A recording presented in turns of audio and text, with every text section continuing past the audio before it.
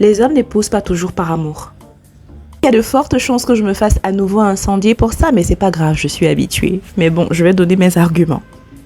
Ils se marient aussi par intérêt. Et ces intérêts-là se subdivisent en intérêts pécuniers, par intérêt de physique, par intérêt de labeur.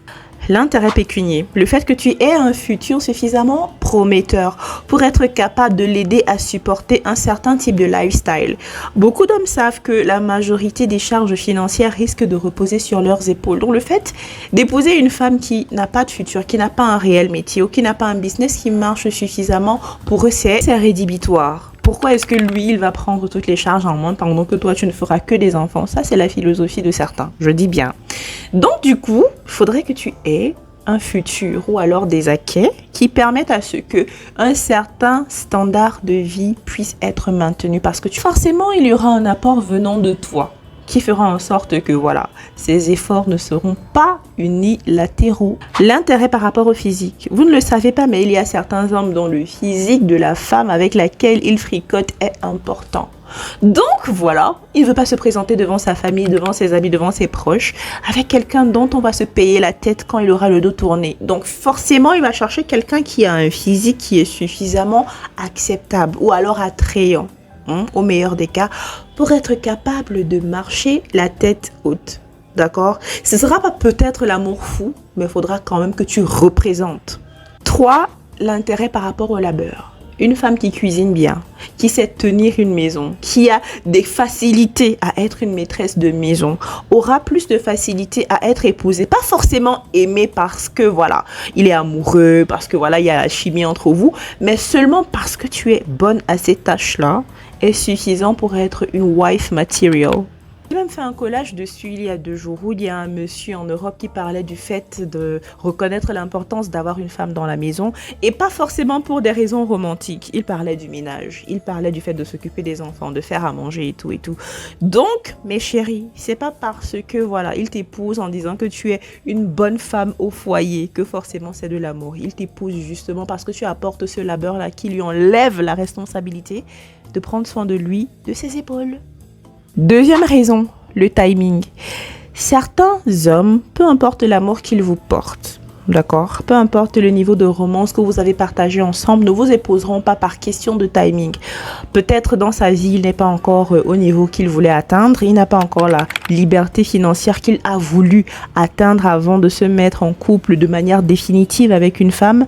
Et du coup, il va attendre pour atteindre ce niveau-là avant de s'engager avec une femme. Et c'est forcément cette femme-là qui aura la proximité avec lui en ce moment, qui entrera un tant soit peu dans ses critères qui forcément aura la bague. Ce ne sera pas forcément parce qu'il est fou amoureux, mais parce qu'elle était là au bon moment.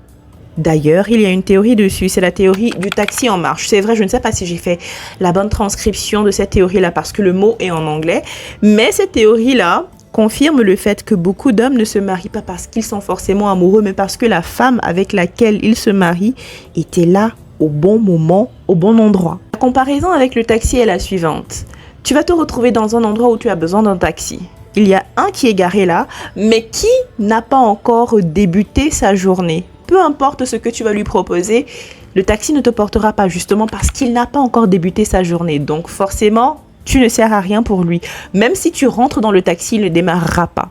Mais par contre, quand il a déjà débuté sa journée et qu'il a mis on sur son compteur, la première personne qui le stoppera, c'est la personne qui le portera et qui l'amènera à destination.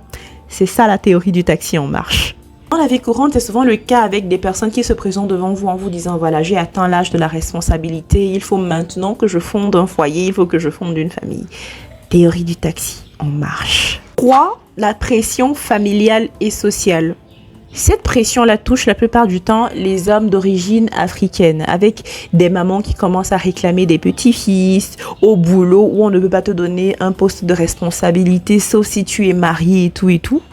Monsieur se trouve une femme qui, une fois de plus, est à peu près à son goût, qui rentre dans la majorité de ses critères et l'épouse sans forcément que ce soit un amour fou, alors quelque chose qui, voilà, entre dans le romantisme comme on l'imagine.